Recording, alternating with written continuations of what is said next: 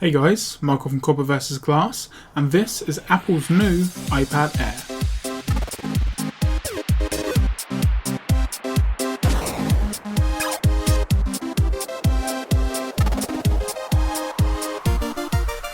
Starting now with the design of the iPad Air.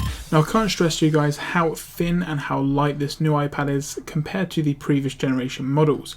It is less than 0.5 kilograms, it is 28% lighter than the last generation and also 20% thinner than the last generation.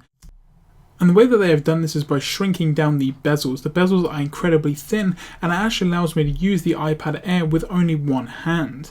Now onto the actual thinness of the actual device. You can see that it's incredibly thin compared to the iPhone 5. It is actually thinner than the iPhone 5.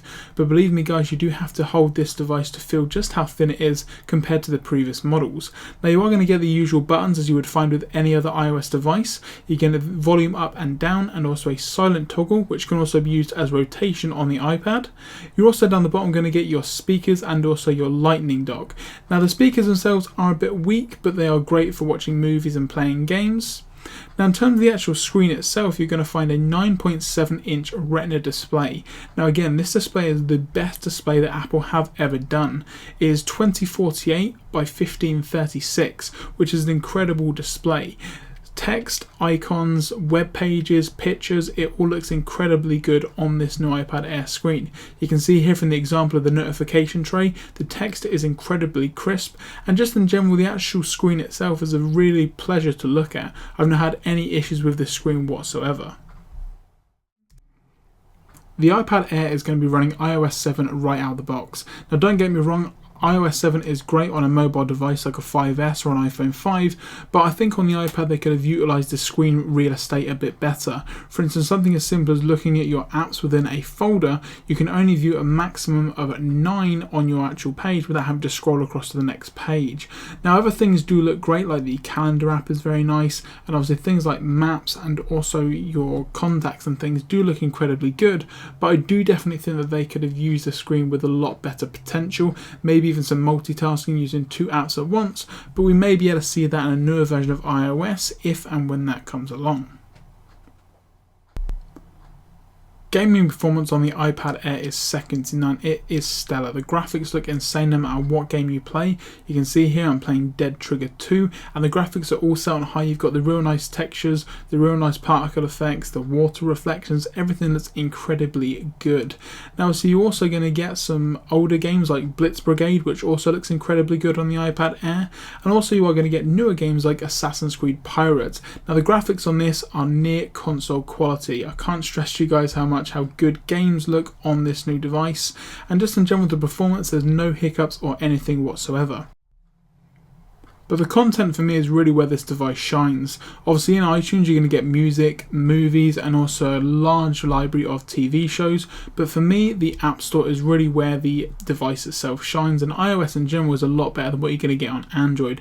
There are 475,000 unique apps designed just for the iPad, and that number is growing on a daily basis. Now with every new iOS device you are going to get free core applications, so iPhoto, iMovie, Pages, GarageBand, etc. are all going to be included free of charge. So in general the content on iOS is better than any other mobile platform available right now. As you guys know, I made the switch to Android a while ago now, and I was worried that my Google services were not going to run on my iPad. Now they definitely do. Things like Gmail, Google Drive, etc. work perfectly well. Newer apps like Google Play Music is just a scaled up version of what you're going to get on the iPhone, but I'm sure that eventually they will bring out a iPad specific app so that you can get all your music content from Google. You can also use your contacts and calendars from Google as well. You're just going to Mail, Contacts and Calendars, go on to Add Account. You'll see a list of accounts here, but what you want to then do is go to Other, and you can simply import your calendars and contacts from Google, which is great.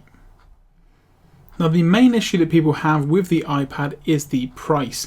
Now don't get me wrong, it is definitely an expensive device. The Wi-Fi only model starts at 16GB for £399 and goes up to 128GB for £639, which is definitely a lot of money.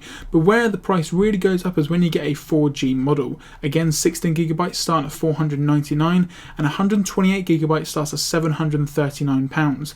Now just to let you guys know, you could get 3 Nexus 7s, the 2013 model, for the same price as a 128GB 4G iPad Air. So in terms of value for money, is it worth it? Well, in terms of the content, yes, but in terms of the build quality, I wouldn't say that it is 3 times the price of its competition. So overall, if you are already in the iOS ecosystem, the iPad Air is a no-brainer. If they're like myself, you are on Android, you can have some of the services, but you're not going to get everything that you're going to get with an Android device. So do keep that in mind when you're thinking about purchasing the new iPad. This has been my review of the iPad Air. Be sure to leave a comment down below, and if you did like this video, give it a thumbs up. I'm Michael from Copper vs Glass, and I will catch you guys in the next video.